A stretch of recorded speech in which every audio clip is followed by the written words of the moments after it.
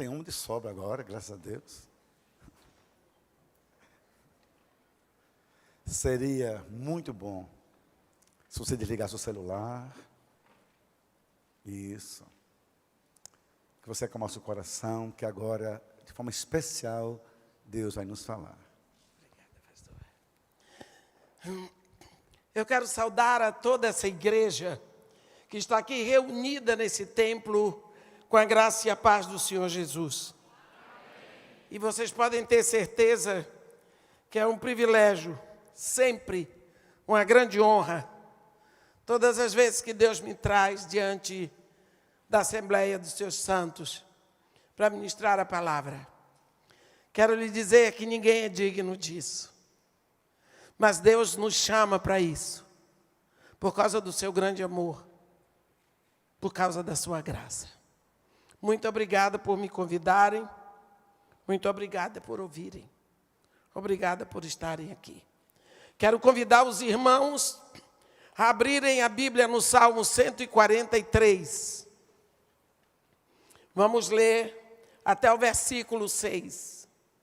143, de 1 a 6. Onde está escrito assim: atende, Senhor, a minha oração, dá ouvidos às minhas súplicas, responde-me segundo a tua fidelidade, segundo a tua justiça. Não entres em juízo com o teu servo, porque à tua vista não há justo nenhum vivente. Pois o inimigo me tem perseguido a alma, tem arrojado por terra a minha vida, tem me feito habitar na escuridão como aqueles que morreram há muito. Por isso, dentro de mim esmorece o meu espírito e o coração se vê turbado. Lembro-me dos dias de outrora, penso em todos os teus feitos e considero nas obras das tuas mãos. A ti levanto as mãos, a minha alma anseia por ti, como terra sedenta. Amém. A ti levanto as mãos, a minha alma anseia por ti, como terra sedenta. A minha alma anseia por ti, como terra sedenta. Talvez nós tenhamos essa imagem de uma terra sedenta, precisando de água. Quando a água cai sobre a terra seca, a terra sedenta, ela é sugada imediatamente. Quantas vezes nós vemos o salmista, principalmente o salmista, dizer: a minha alma tem sede de ti, a minha alma te busca. Assim como a corça suspira pelas correntes das águas, assim por ti suspira a minha alma. Tem uma estação de caça, principalmente por ali naquela região da Inglaterra, da Escócia, do país de Gales, em que os caçadores ficam preparando os cães caçadores, são treinadíssimos para a época da estação da caça.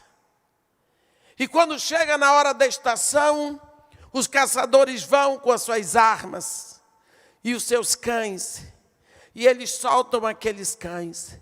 E quando aqueles cães farejam uma corça, eles perseguem numa velocidade fora do comum. E a corça, que é muito veloz, ela vai subindo cada vez mais das encostas das montanhas e vai, porque ela precisa ser mais veloz do que os cachorros. Só que ela é uma só. E quando chega num pico, aonde os cachorros não podem mais ir, a corça continua correndo porque ela já precisa de um pouco d'água. Porque à medida que ela foi correndo, ela foi correndo com a boca aberta, a garganta secou. Então esse verbo, quando você lê esse salmo na língua inglesa, ele diz como a corça pants, ela não suspira, ela por uma corrente de água. Ela já não está pensando mais na vida dela, ela está pensando na garganta que é seca, que precisa da água, porque senão ela não vai poder mais respirar. É essa imagem que o salmista cria, como a corça pelas correntes das águas. É assim que minha alma anseia por ti. Eu preciso de ti para aliviar a minha sede, para me dar certeza de vida, para sossegar o meu coração. Eu anseio por ti. Olha, quando Deus coloca filho dentro de uma mulher, dentro do ventre de uma mulher, Deus está dando uma figura profética do que Ele quer fazer com o futuro, com você. Quando Ele coloca um filho dentro de você, porque nós falamos ontem, é Deus que cria o filho dentro de você. É Ele que forma, é Ele que traz a vida dentro de você. Você nem sabe quando Ele está formando um filho ali, depois que você descobre, tem 1, 2 meses. Você não sabe nada a respeito daquele filho, você não conhece, você não sabe, mas Deus é o fabricante, Ele sabe tudo. Você, ao de observar que muitas mulheres começam a sentir desejos estranhos. Tem mulher que tem vontade de comer mais sal. Tem mulher que cria horror do cheiro de alguma coisa. Tem outras que têm desejo de comer carne, jabá, sem tirar o sal. Você já viu isso? Viu uma mulher que ela disse: irmã, não aguento, eu tenho vontade de morder barro. Sente desejos estranhos. Eu enjoei pasta de dente. Nenhuma servia. Vomitava. Tive que passar a escovar os dentes com sabonete. Então, mulheres, quando estão grávidas, têm desejos estranhos. Por quê? Esse desejo estranho não vem dela. Ah, isso é psicológico. Não sei. Isso é chatice de mulher. Não sei. Sogra diz: isso é para fazer trabalho para o meu pobre filho, que eu nunca tive isso. Sogra, às vezes, se não soubesse ser sogra, ela é uma bênção, né? Mas tem mulheres que sentem. Você, quando você se entrega a Jesus Cristo, Ele lhe leva para Deus, e Deus engravida você. Ele coloca em você uma nova natureza. E assim como uma mulher grávida, ela começa a sentir desejos estranhos, você também. Por causa dessa nova natureza que está dentro de você, você começa a sentir desejos estranhos. É por isso que você está aqui hoje. Isso é um desejo estranho. Tanta coisa para fazer em casa. Amanhã começa uma semana de trabalho. Você trabalhou a semana toda. E agora você está aqui até essa hora da noite para ouvir uma velha. Isso é estranho, meu irmão. Você não pode dizer que você é uma pessoa normal. Isso é uma coisa estranha. Deus começa, você não sabe nem o que eu vou falar. Mas você já está aí. Isso é estranho. Deus coloca em você uma natureza. E essa nova natureza, ela não vai mudar. É você que vai mudar por causa dela. Essa nova natureza lá de dentro de você, ela começa a desejar as coisas do reino de onde ela veio. Do reino de onde ela foi transportada. Sabe por quê? Porque Deus transportou você do império de trevas para o reino do Filho do seu amor. Deus coloca a natureza do reino dentro de você. E você agora se encontra querendo coisas estranhas. Querendo coisas novas. Porque essa natureza de dentro de você está clamando pelas coisas do reino de Deus. Vai desejar, acima de tudo, intimidade com Deus. Daqui em diante, o pecado passa a ser um acidente. Pecado não é a vida normal do crente. Nós ainda continuamos pecadores. A natureza pecaminosa nos marcou. Estávamos habituados com o pecado. Mas a Bíblia diz que aquele que é nascido de Deus não vive na prática do pecado. Agora o pecado passa a ser um acidente que pode acontecer. João diz, filhinhos, não pequeis, mas se pecardes, tendes advogado junto ao Pai, Jesus Cristo o justo.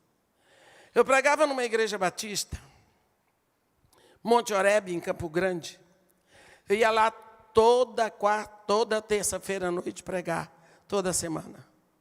A Avenida Brasil foi ficando muito cheia, muito cheia, muito cheia, muito cheia. E quando eu já estava tendo que sair de casa 3:30 da tarde para pegar lá 8 horas da noite, eu desisti. Conhece o pastor Paulão? Desisti, não dava mais. Mas na hora que eu voltava, meu irmão, eu botava sempre 20, sempre 40. Ia embora com um aparati que eu tinha. Eu sabia que não podia, mas eu botava. Porque eu queria chegar logo em casa para descansar, dormir, porque no outro dia a vida continuava. Não é? Então eu vinha na Avenida Brasil chutadona.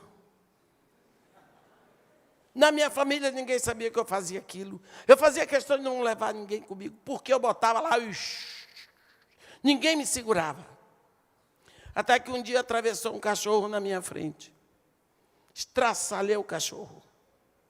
Como que eu ia frear a 130?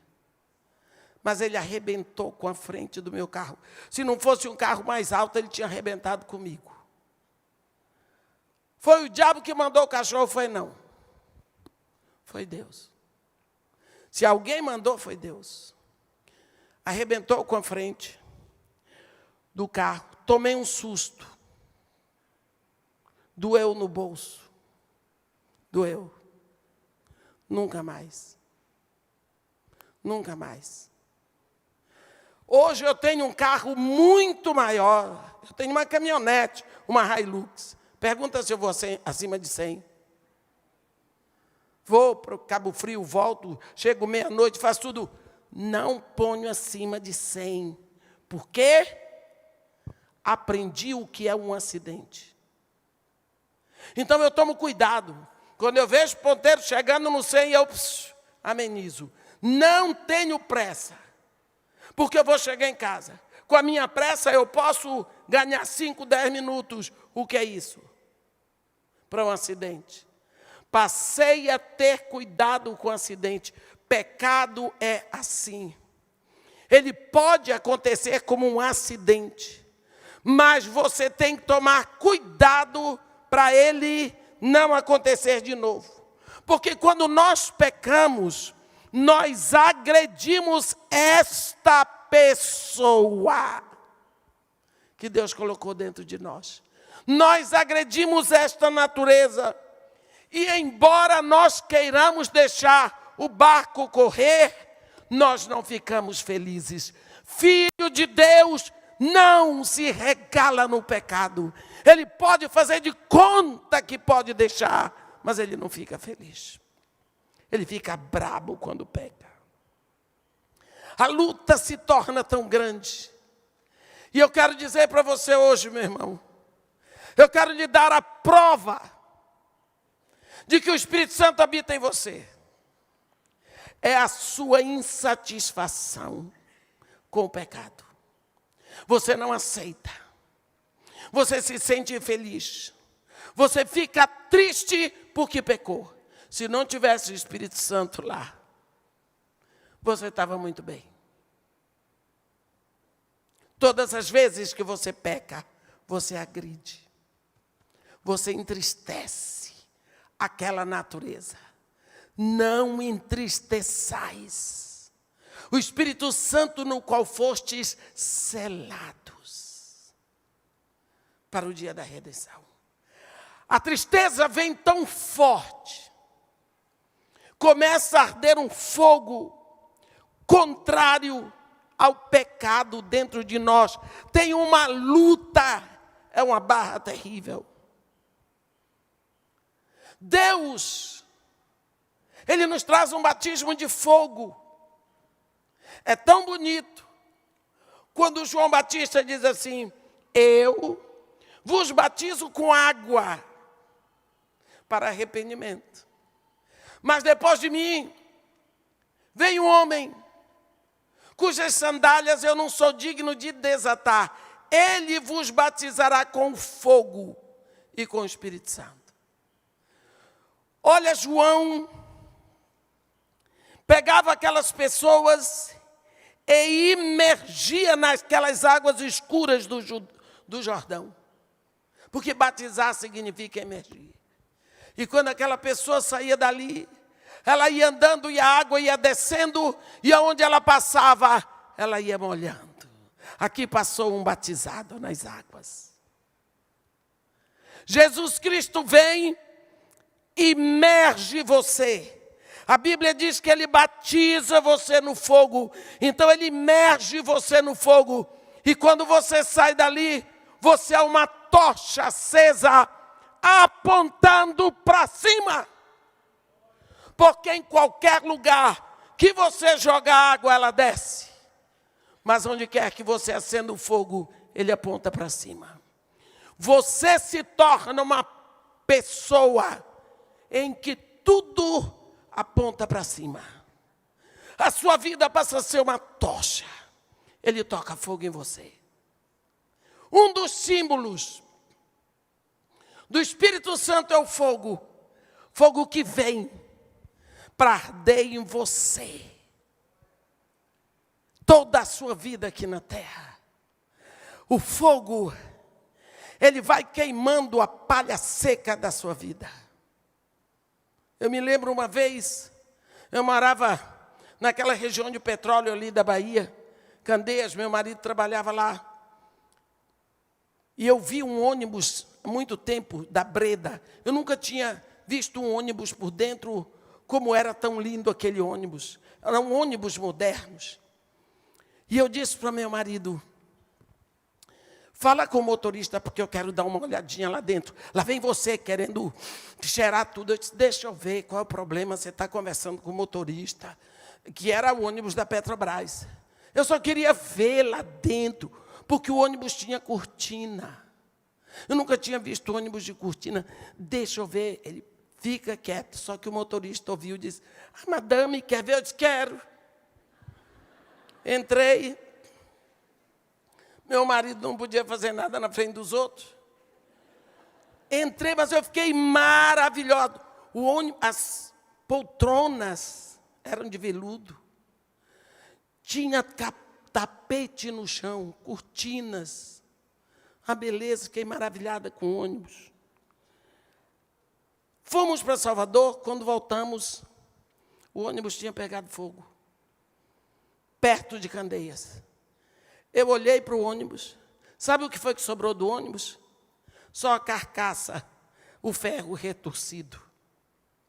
Eu fiquei com tanta pena, porque tinha destruído tudo de lindo, de enfeite que tinha. O dia, muitos anos depois, que eu vim estudar sobre o fogo que vem sobre nós, eu me lembrei do ônibus. Então é para isso que o fogo vem em nós. Para destruir os enfeites, os adereços, o mundanismo, aquilo que o mundo coloca em nós, que nós aceitamos. O Espírito Santo, como fogo, ele vem nas nossas vidas para reduzir tudo que aquilo é do mundo a nada. Nós ficamos a essência para ele construir algo para a glória de Deus. Precisamos saber que esse fogo arde em nós e que se nós não estamos satisfeitos com o pecado, é porque esse fogo continua ardendo lá dentro. Gálatas diz, em capítulo 5, versículo 16, andai no Espírito, e não satisfareis a concupiscência da carne. Para nós não pecarmos, nós precisamos dessa outra natureza, que nos dá o combustível certo para nos movermos. Você pode ter certeza, sem essa outra natureza, é impossível seguir a Cristo aqui. É como se Deus tivesse nos trazido aqui no mundo de uma forma assim engraçada. Eu uma vez fui pregar na igreja, primeira vez que eu fui pregar na igreja do Nazareno Central de Campinas, do pastor Valvassouras, Lázaro Aguiar Valvassouras. O pastor conhece a benção. Brabo, íntegro, um pastorzão, um filho de Deus, ministério maravilhoso. E ele me chamou, ele é todo assim, mineirão. Vocês sabem que a única mulher que prega nessa igreja é essa mulher aqui. Porque eu não dou o púlpito da minha igreja para mulher. E eu lá vendo. Você chega no púlpito, não é, pastor? Tem assim na sua frente, pregue só a palavra. Porque mulher gosta de pregar abobrinha. E vocês sabem que mulher é como pipa.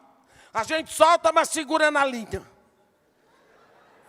Isso diante de mim, que sou mulher. O senhor diz isso também, pastor? Graças a Deus. E eu olhando para ele me chamou assim, mas eu amo aquele pastor. Eu disse para ele, pastor, eu lhe prometo que eu ainda vou encontrar uma resposta para lhe dar. Eu não encontrei até hoje. Mas o que eu já aprendi com isso, porque a gente aprende ouvindo os outros. A gente aprende, sempre se aprende. Eu não aprendi, mas eu não tenho uma resposta para ele. Mas eu gostei. Eu gostei do que ele disse. Sabe por quê? Porque Deus, quando nos traz ao mundo, nós entramos no mundo como pecadores. Mas Deus deixa uma cordinha para nos segurar. Sabe o que é? É uma saudade da eternidade.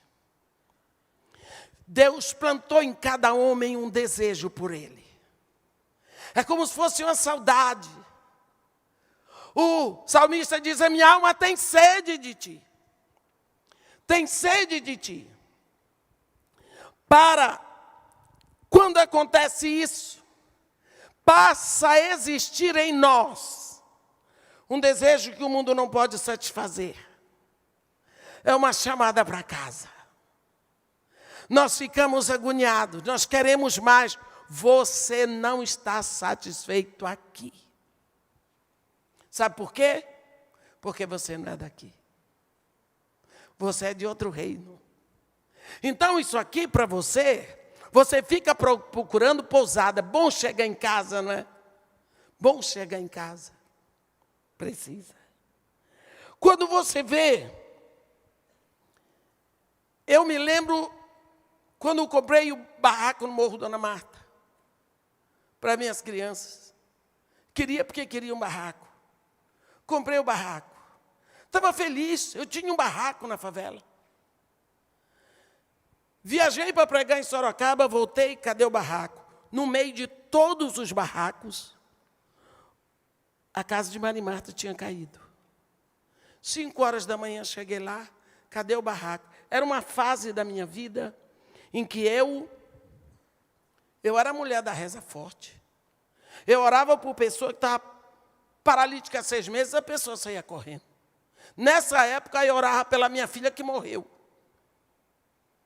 Olhe bem. Quando eu vi aquilo ali, eu subi uma escadinha que tem assim, mas eu chorava. Eu chorava, eu chorava, eu chorava. E eu disse, Senhor Jesus, eu não sei o que fazer. Eu nunca vou poder compreender o Senhor. Como é que o Senhor me permite uma coisa dessa? No meio de todos os barracos, o meu desabou. Todas as Bíblias o povo já botou do lado de fora. Minha caixa de biscoito, meu filtro, está tudo na escadaria. E agora? Eu estou aqui pregando sua palavra, fazendo reunião de oração, anunciando o evangelho, fazendo o que o Senhor mandou. Agora o Senhor faz uma coisa dessa comigo. Eu sou sua amiga. Agora, perdi a moral. Vai ver que é por isso que o Senhor tem poucos amigos, porque o Senhor faz assim com seus amigos. Mas eu estava muito braba, mas eu chorava, fui falar com o meu pastor, não tinha dinheiro nem para tirar os escombros. Nessa época, eu recebo um convite. O Billy Graham tinha recebido uma visão de avivamento da Europa, começando pelo Reino Unido. O secretário dele morreu. E ele botou o filho como secretário e abriu um escritório no Waterloo Bridge, em Londres. E convidou um preletor de cada continente. 1994. E você sabe, o nome do programa era Jim, Jesus in Me. Era pregação na Inglaterra, na Irlanda do Norte, Irlanda do Sul, Escócia e País de Gales, direto, 3 meses. Da América do Sul, a convidada fui eu.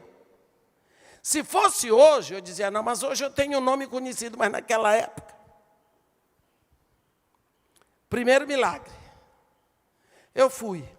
Quando eu cheguei lá, primeira oferta que eu recebi foi um cheque de 5.000 libras. Esterlina. Gostei. Quem não quer um cheque de 5.000 libras esterlinas? Hoje acho que dá mais de 20 mil reais, né? Aí eu botei que minha igreja é uma igreja estrangeira aqui no Brasil. Botava todas as ofertas que eu recebia na conta da igreja na Inglaterra. Meu pastor tirava aqui no Brasil, comprou mais 2 barracos, derrubou tudo e começou a construção da casa de Maria Marta, que está lá. Então, eu fiquei 3 meses, quando eu voltei de lá, ainda me deram um carro. Foi um ministério maravilhoso. Quando eu cheguei aqui, estava tudo bonitinho, construído, meu pastor ajudou, que foi muito. E quando eu cheguei, já tinha começado, mas eu resolvi que eu queria uma inauguração.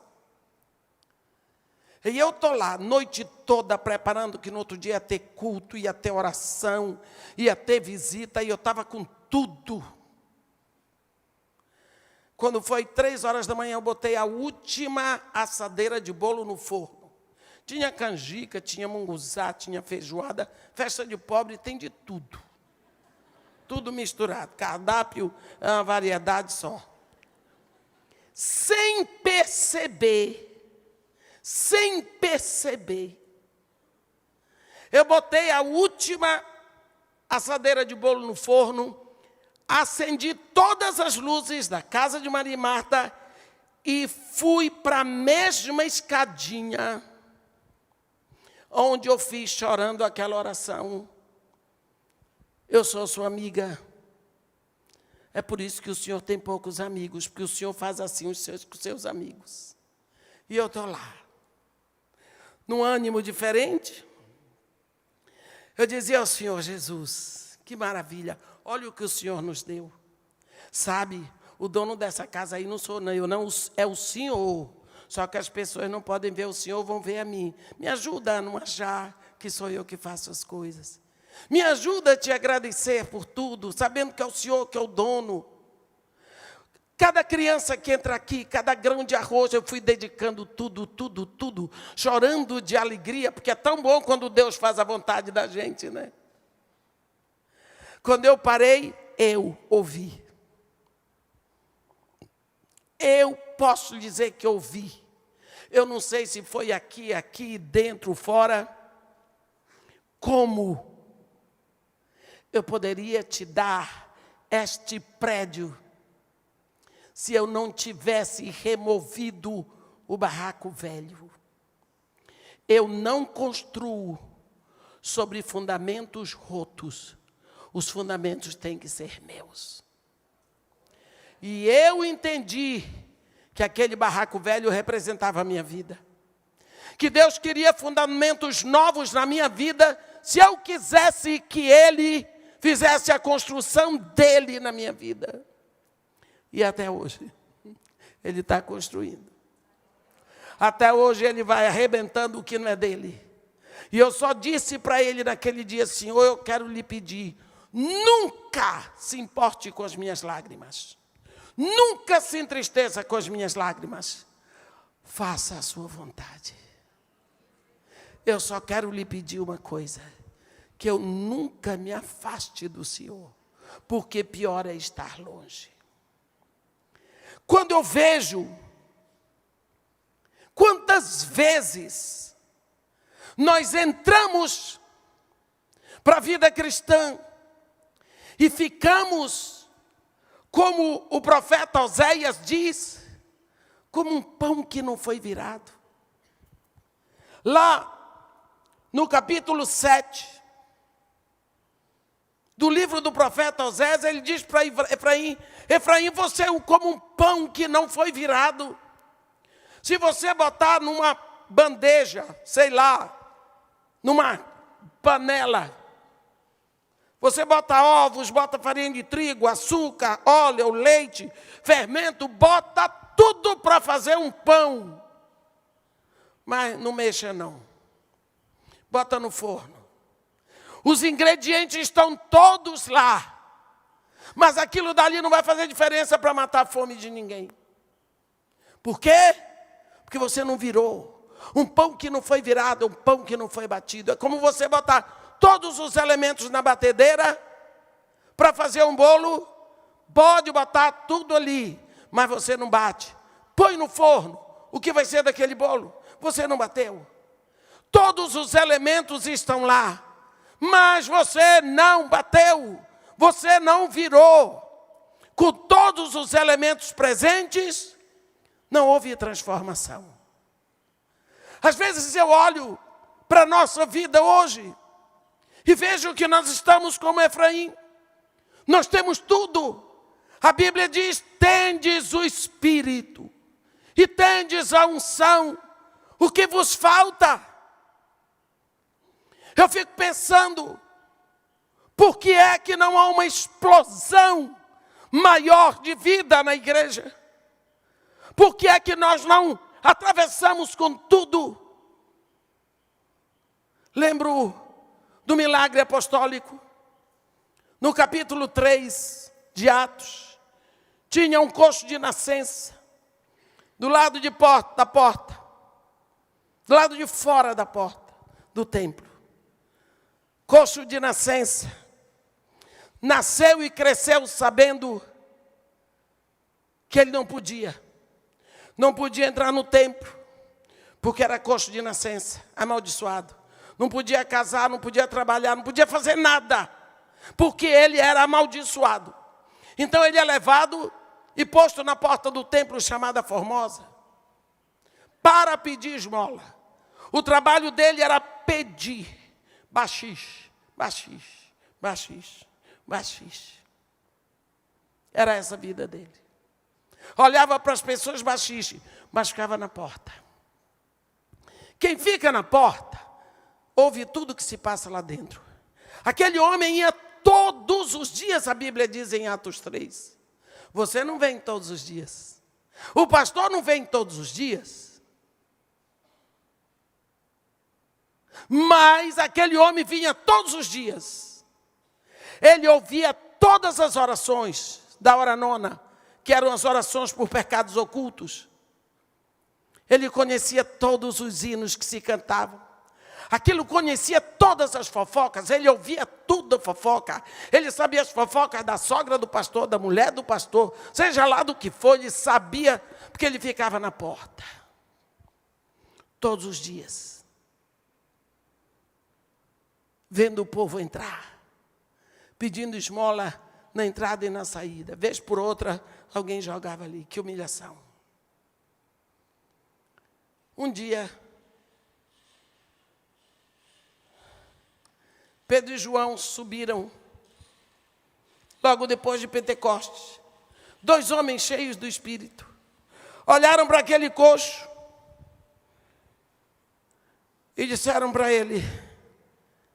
E ele estendeu a mão. Pedro e João disseram assim para ele: Pedro, ei, olha para nós. Pensa o que é isso. O homem nem olhava. Nem olhava. Por quê? Para ouvir, para ver o olhar de desprezo no rosto de quem dá uma esmola. Porque é horrível esmola. Oferta é uma coisa, esmola é outra. Quando a pessoa dá aquela oferta contra a vontade, aquilo para mim é esmola.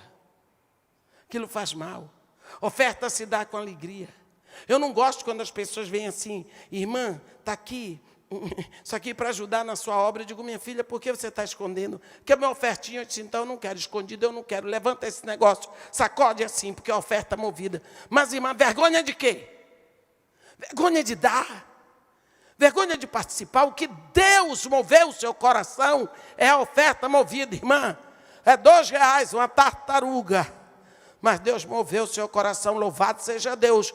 Vamos agradecer aqui. Porque oferta é alegria. Oferta você dá do que é seu. Dízimo você não dá, você entrega. Não é seu. E entrega rápido, porque é bomba relógio. Senão vai explodir na sua mão.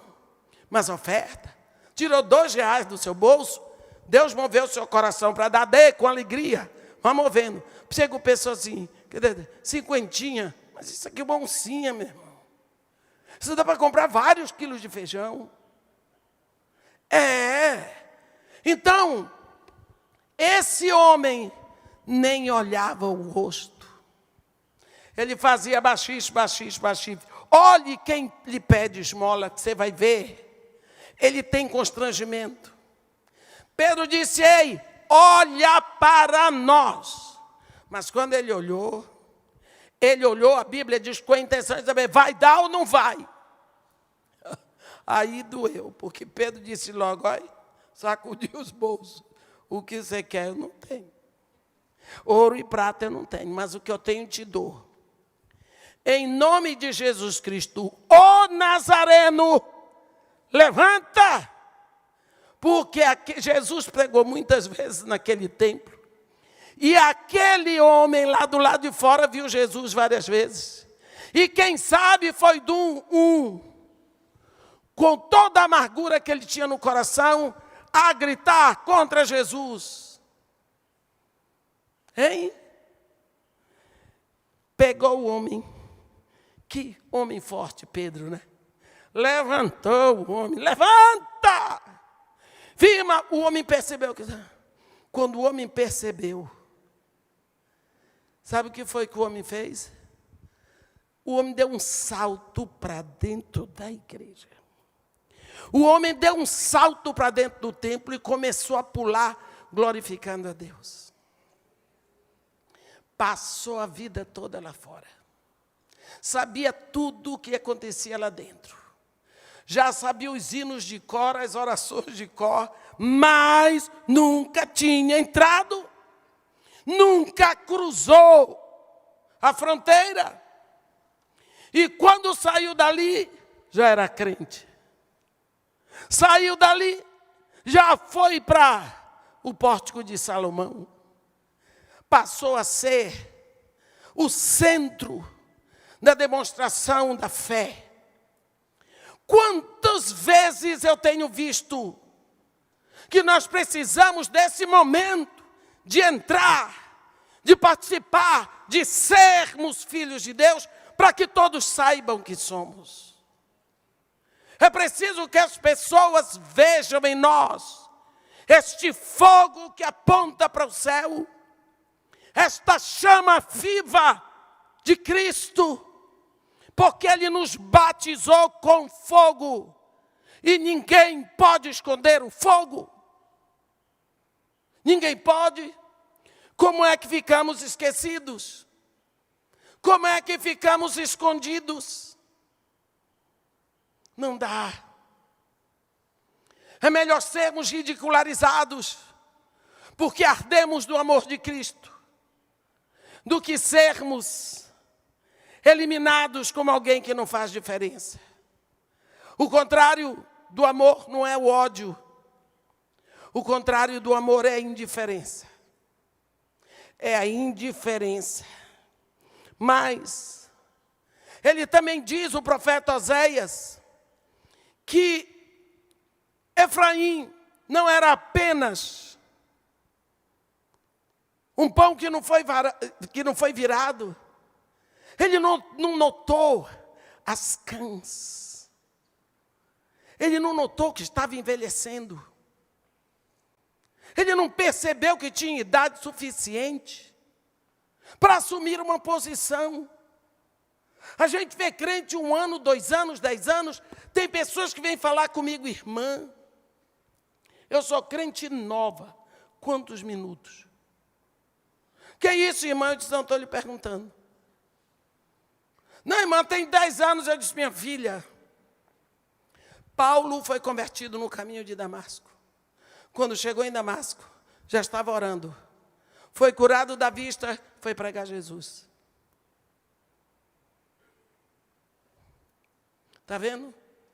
A minha conversão, assim que se deu, eu fui orar, e quando abri a boca, a primeira vez para pregar, fui dar um testemunho de um curso que eu fiz em Singapura. Saí de lá com 16 convites para pregar, nunca mais parei. É necessário que você comece. Você comece. Se anuncie, exploda, apareça.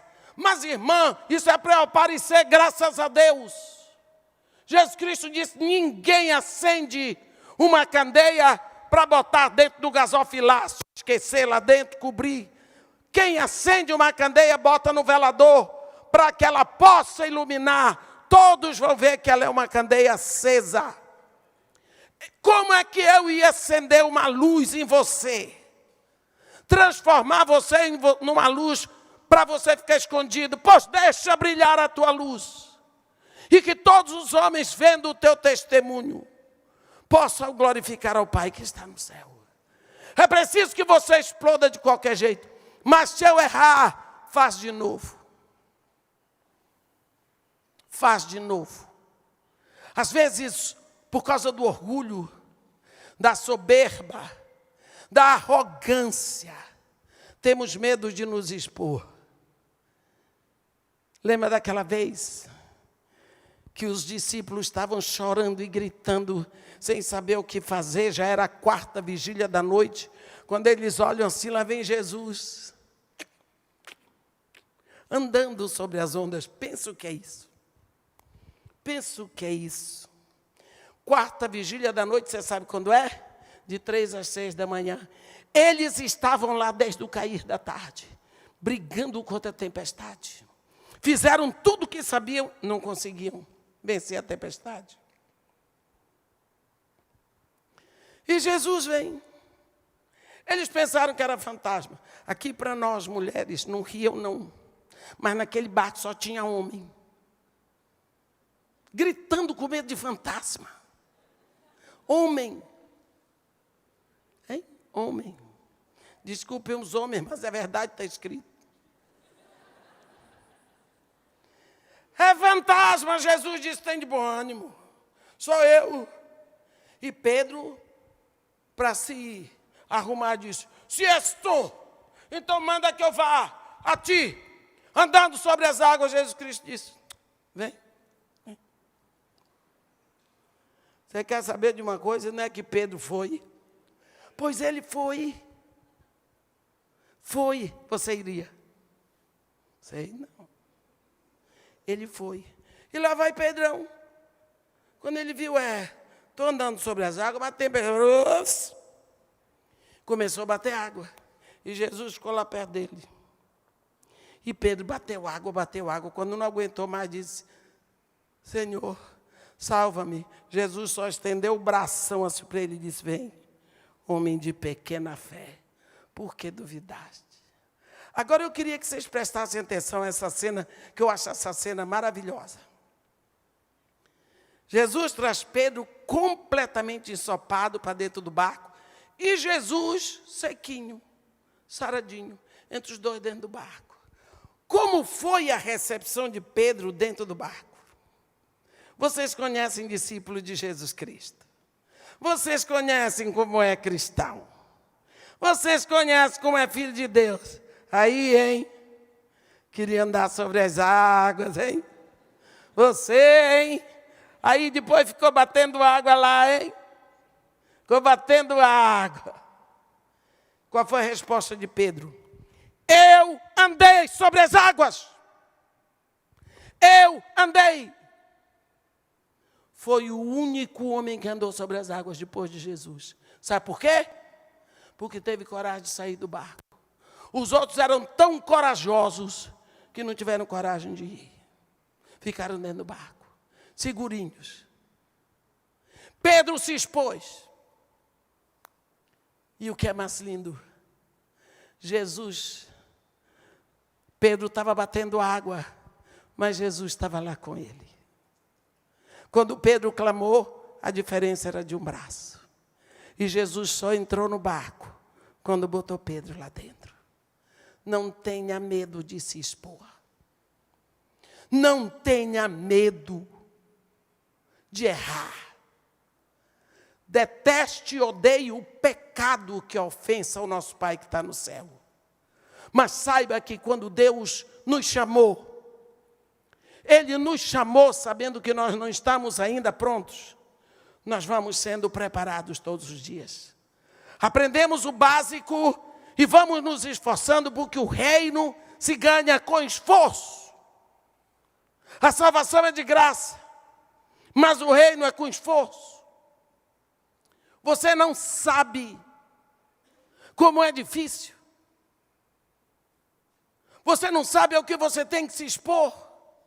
Mas Deus vai completar a obra que começou na sua vida. E Deus não vai deixar você em falta. Eu já fui levada ao paredão para morrer, 5 metralhadoras na minha frente.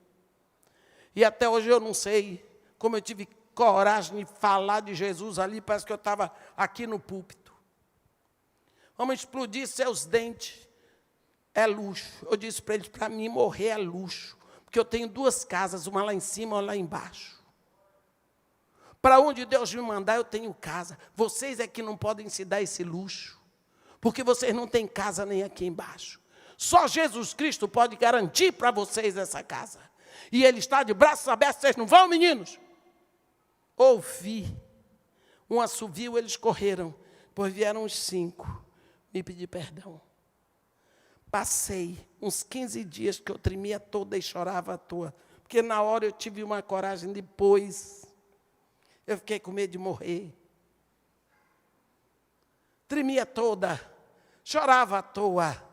Dava 3 passos para frente, 2 para trás para subir o morro. Estou eu aqui. Deus não vai lhe deixar em... Deus não vai lhe deixar na mão.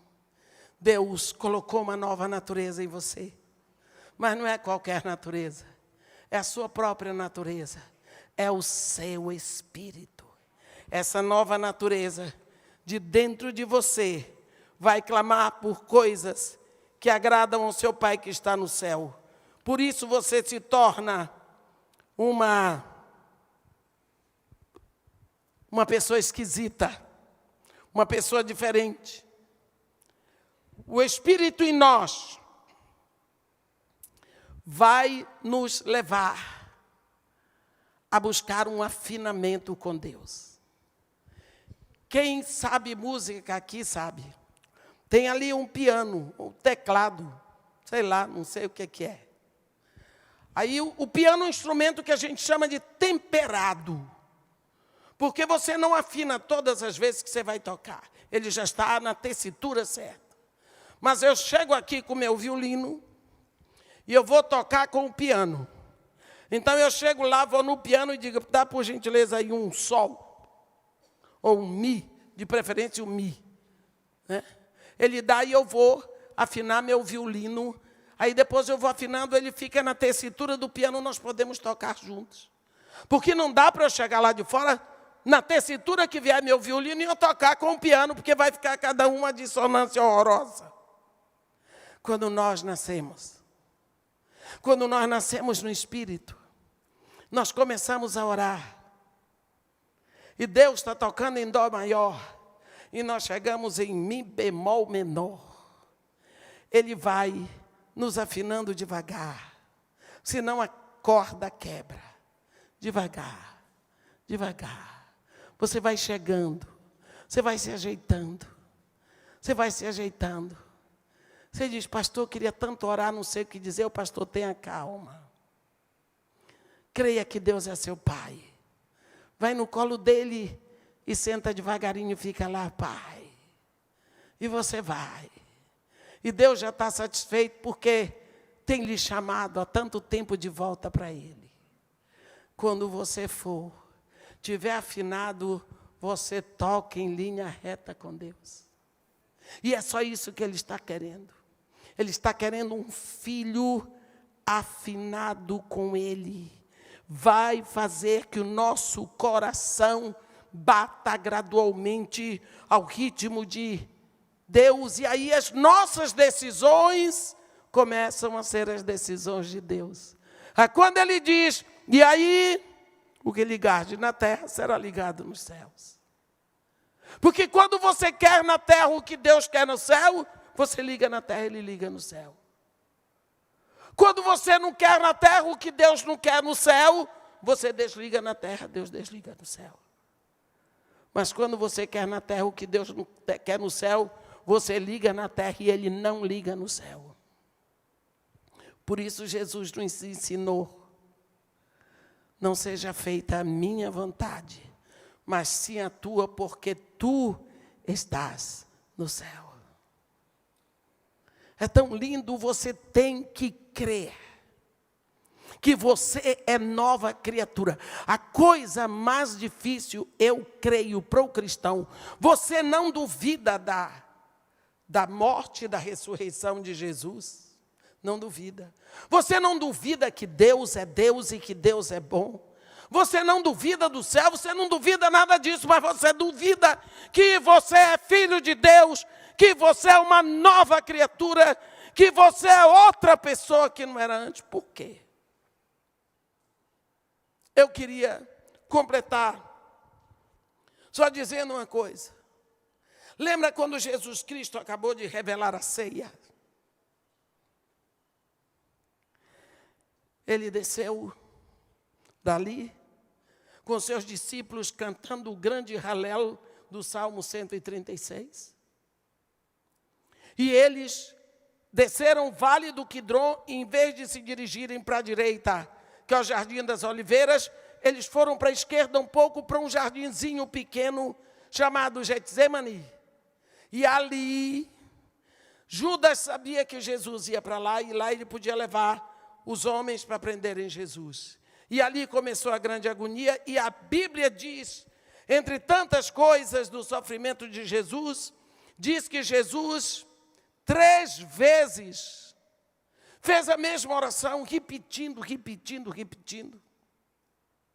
E a oração era a seguinte: Pai, se for possível, afasta de mim este cálice. Contanto não seja feita a minha vontade, mas a tua que está no céu. Que cálice é esse? A Bíblia diz que 3 vezes ele orou isso. E o Evangelho de Lucas diz que Deus mandou um anjo que o consolava, mas Deus fez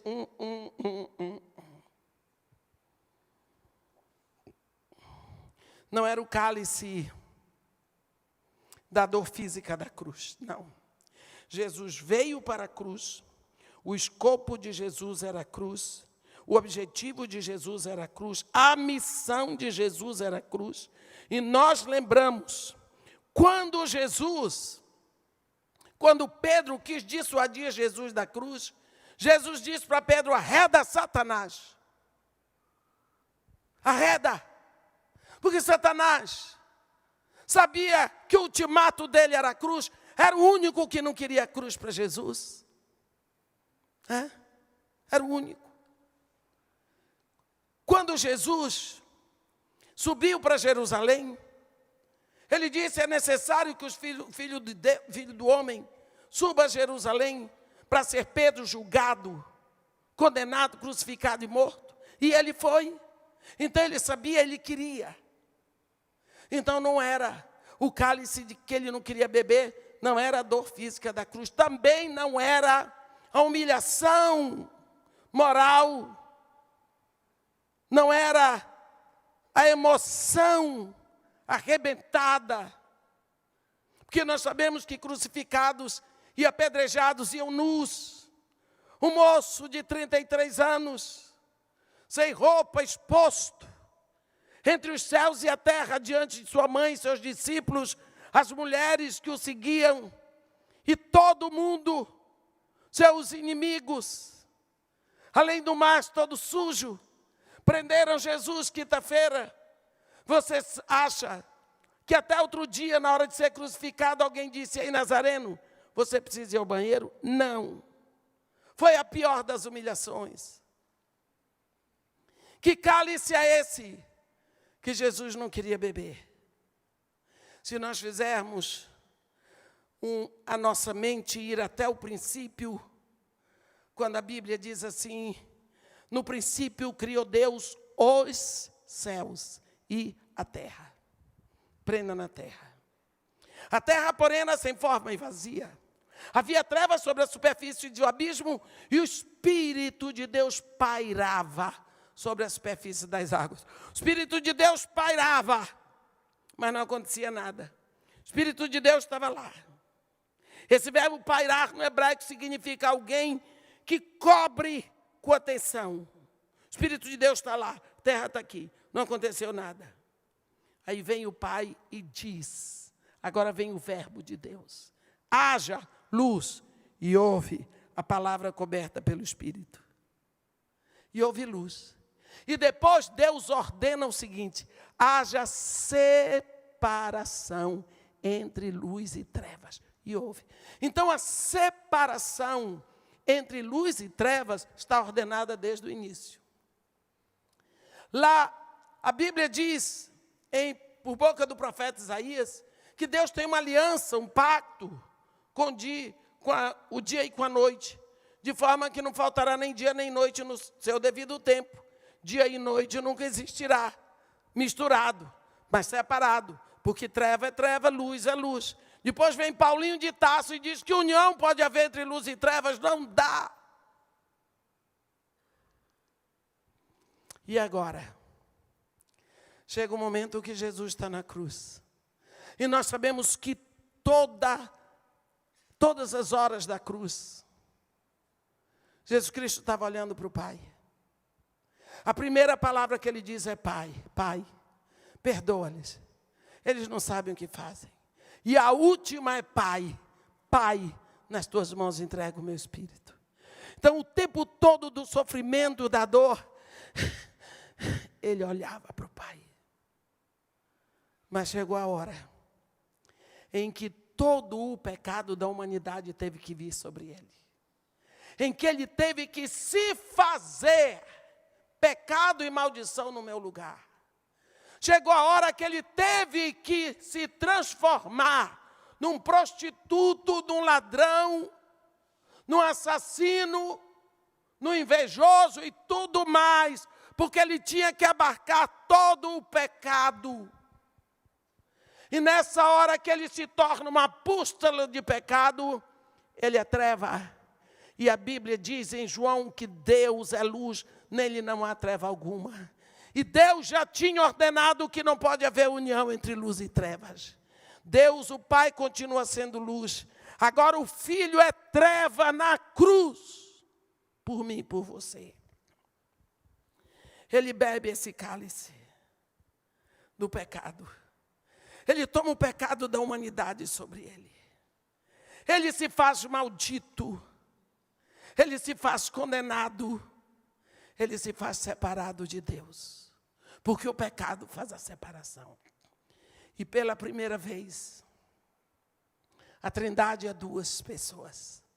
Porque Jesus ainda existe. Mas ele agora é um pecador. Ele está separado e ele grita o seu grito e o meu grito. Eli, Eli, lama sabachthani. Deus meu, por que me abandonaste? Ele se transformou numa pústula de pecado. E Deus não podia manter comunhão com ele. E em seguida, ele diz, tudo está consumado. Até a separação.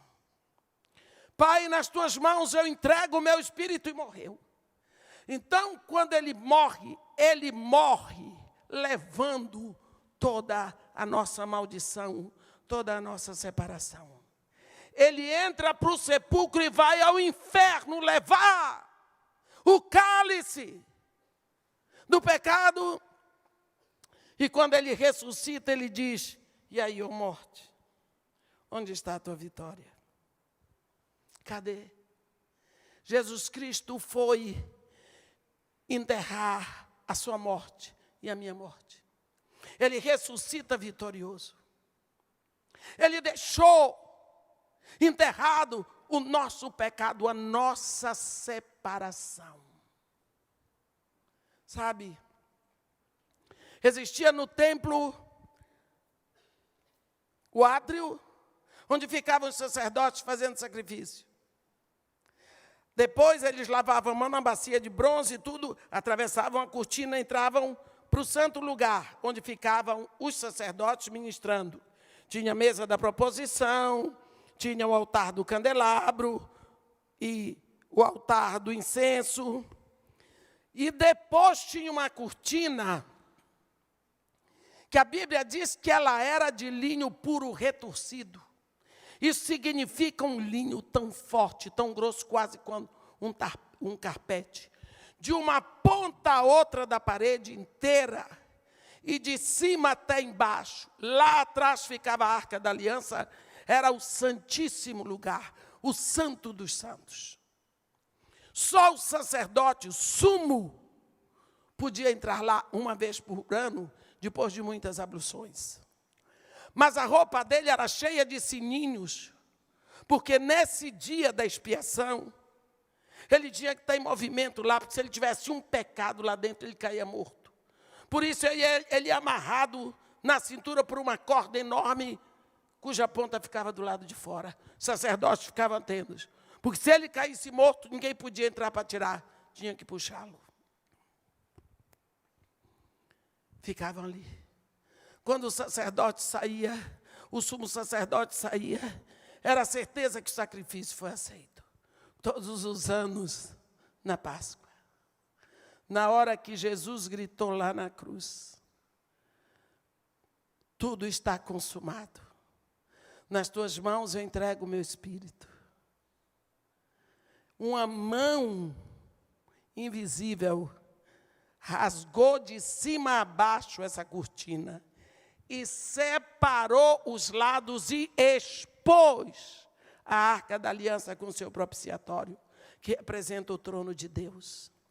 Era Deus dizendo, acabou a separação, não tem mais separação, podem vir, venham para mim, através do sangue do meu filho, vocês são filhos venham para mim, venham. Você está indo. Você está indo ao Pai.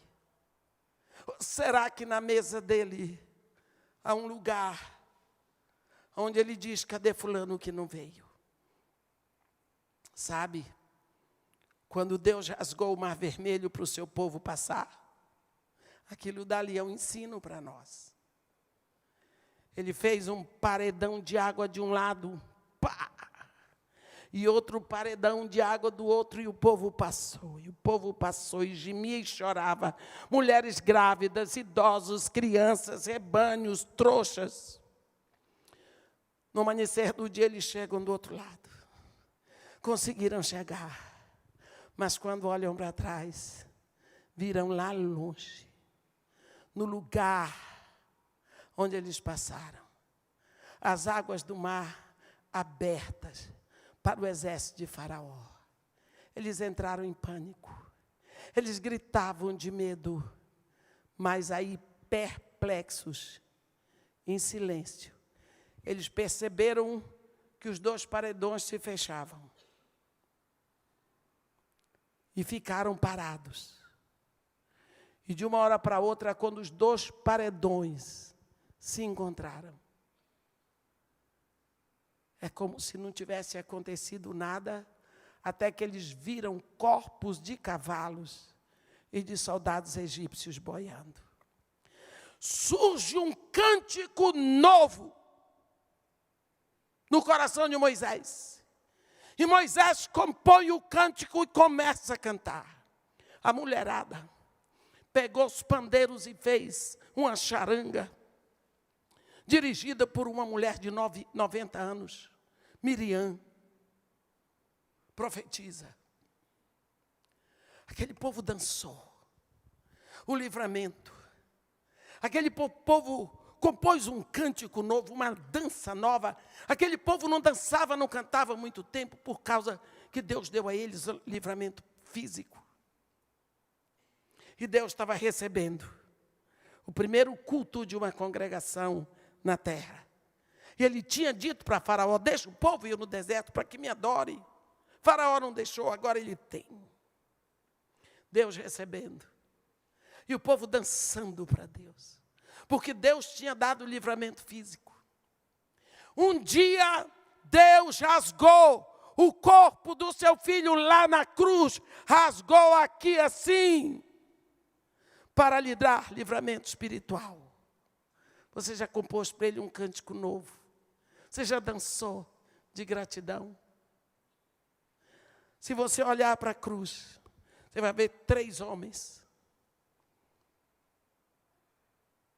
O ladrão, um dos ladrões, não sei se quebraram os ossos dele, e o outro também não. Mas estava profetizado do Cordeiro de Deus, nenhum osso seria quebrado. Quando os soldados vieram para quebrar as pernas dos crucificados, para que eles morressem mais rápido, Jesus já tinha morrido. Então, vendo que Jesus já estava morto, o soldado romano passou pela frente de Jesus, enfiou a lança do lado. Por que do lado? Não era mais fácil ter enfiado na frente? Por que do lado? Porque aqui do lado é o lugar da costela, não é? E a costela não é a noiva? Não foi a costela que Deus tirou para fazer a noiva? E João diz que daquele lugar saiu sangue e água. Sangue para justificação e água para purificação. Todos os que são chamados a entrar nesse corpo, só tem um lugar para entrar. É o lugar da costela, porque é o que está aberto nele. E para entrar nesse corpo tem que ser lavado por essa água e justificado por esse sangue. Você é atraído para ele quando eu for levantado à cruz. Atrairei todos a mim. Ele lhe atrai, você entra, é lavado nessa água, justificado nesse sangue e entra nesse corpo pelo lugar da noiva, por isso a igreja é noiva.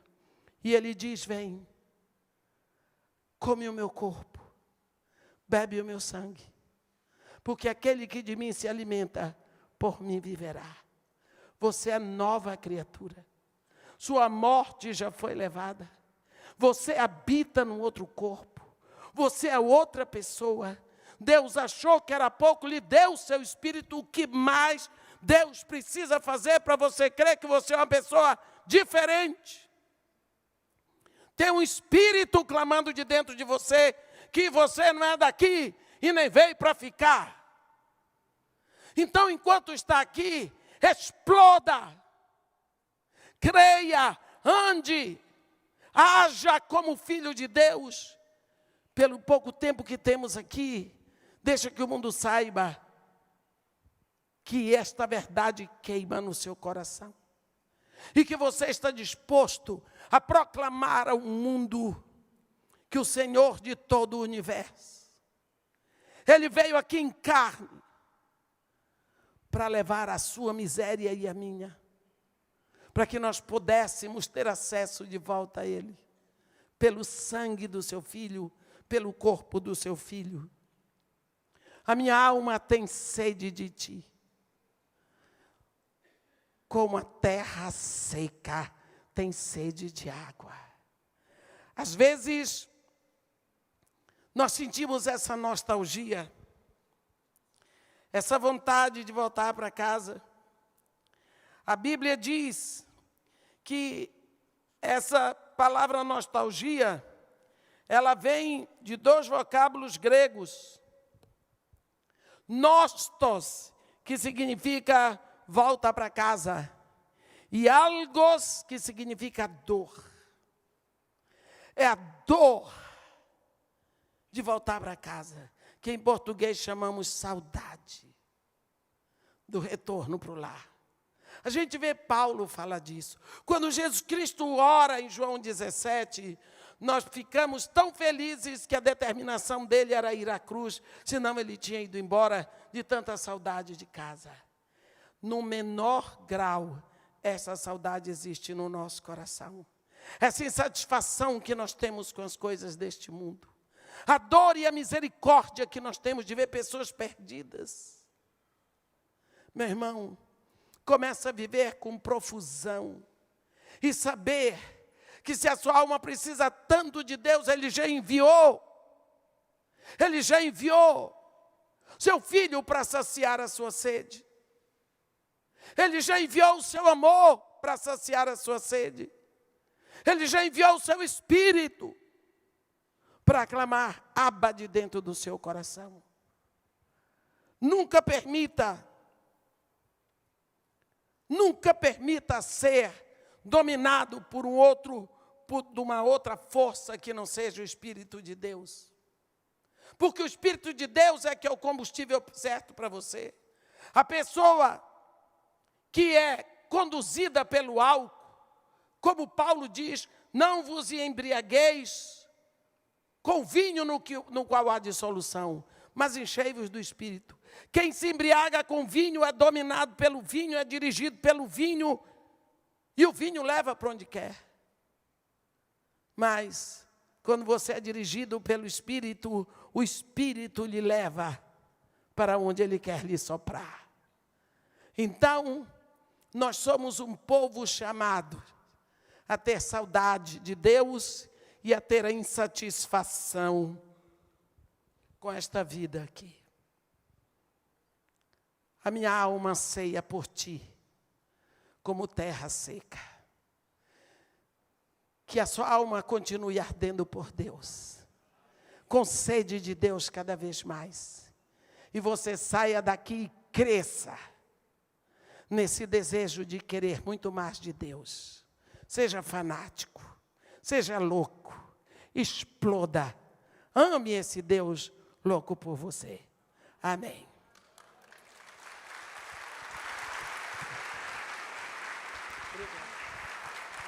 Amém. Glória a Deus.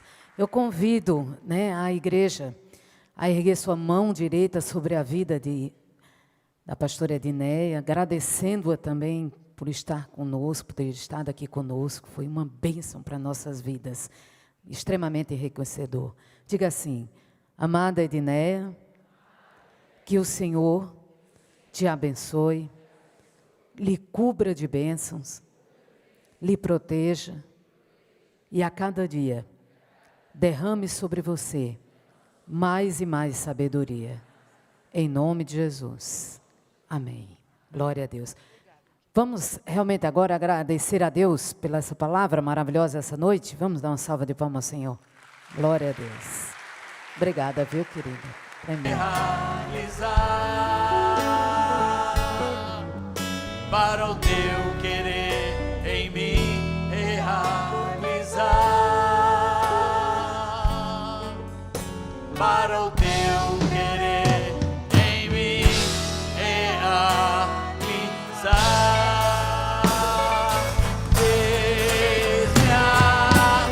E plante os teus pomares no meio do exílio.